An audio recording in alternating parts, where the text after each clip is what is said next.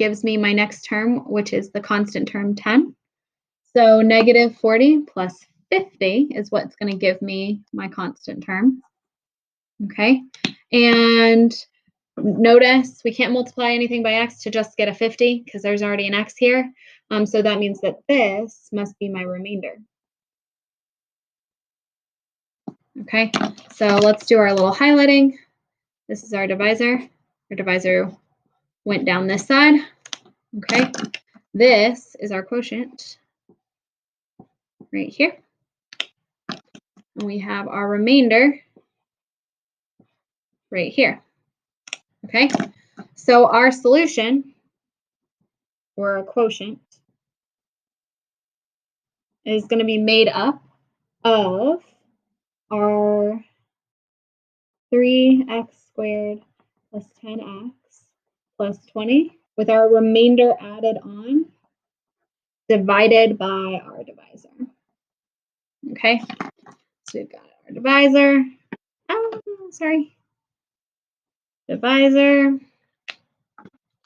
remainder, quotient, and all of that stuff combined together is going to give me my full solution. Okay, so there's that problem. Let's see. I'm going to leave 7 for you. It looks long, but it's just the same process, a few more steps. And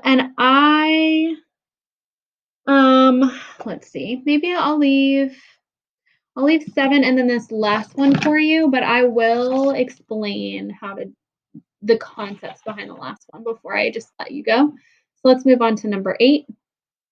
So for number 8, I'm going to have, notice here that my divisor has a term missing. It has no x term in it. We're good here. We have a cubic, a square, a single, and a constant. So this means that I'm going to have 3 boxes on my side so that I can have my 0x there. And I'm going to need 1, 2, 3, 4 here. 1, oops, 3, sorry, they got small. Okay, so I'm going to have an x squared, a 0x, and a negative 3. Okay, so I'm going to put my first term here, 8x cubed. I ask myself, what times 8x cubed, or what times x squared gives me 8x cubed? It would be 8x. Now I can fill in all the way down. This is going to give me 0x, and well, 0 really. 8 times negative 3 is going to be negative 24x. Okay. I guess that would be 0x squared technically. So here's my first term, taking it out with my diagonal, 8x squared. So I've got my quotient, or not my quotient, I'm sorry, my dividend. There's my first term.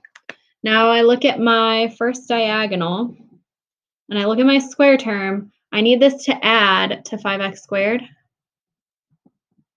Okay, so I ask myself, what do I need to add to 0x squared to get to 5x squared? It has to be 5x squared, right? So what times x squared gives me 5x squared? Answer is 5.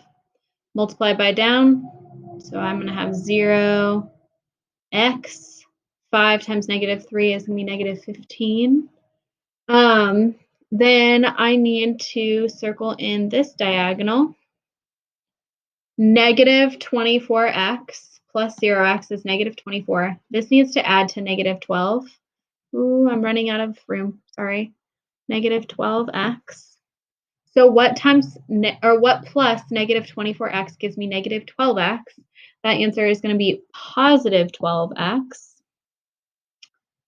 And notice we have an x squared here and an x here. This is not going to have anything that can add to get here or multiply to get here. So this is going to be part of our remainder. Okay. Then I want to go ahead and let's see, fill in this. Okay. I can't, let's see. I'm not going to have stuff to fill in here because of this right here. So what I'm going to do is I am going to ask myself what plus negative 15 gives me 10. And the answer there is going to be, let's see, gives me 10, positive 25. Okay. And again, nothing there is going to add to give me that. And so this is as far as I can go. This is going to be my remainder right here. Okay, that's the stuff that I had to add on to get all of the terms from my dividend. Okay, this means my remainder is here. Also, this is a 12. I don't know if you can really see that.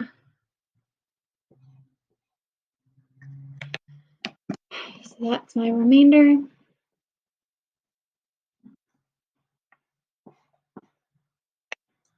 My divisor's right here.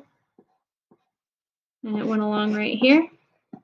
Okay, so that means that my quotient must be right here. So my solution is going to be 8x plus 5 plus 12x plus 25 all over my divisor, which was x squared minus 3. Okay, so this would be my final solution. This was my quotient, remainder, divisor. Okay.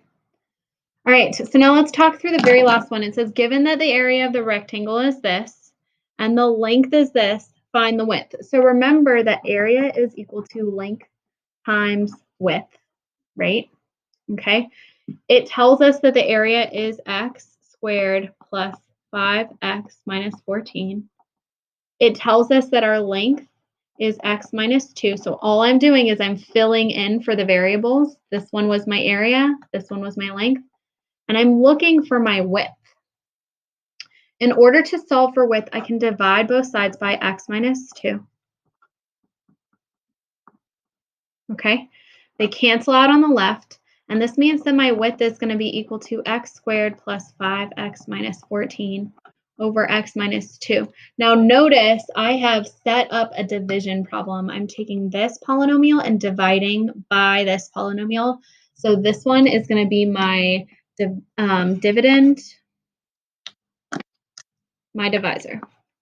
Okay, so use this, try to solve the last one, try to solve number 7, and submit your work. I need to see that you did all 3 of the ones that we did together and the 2 that I left blank.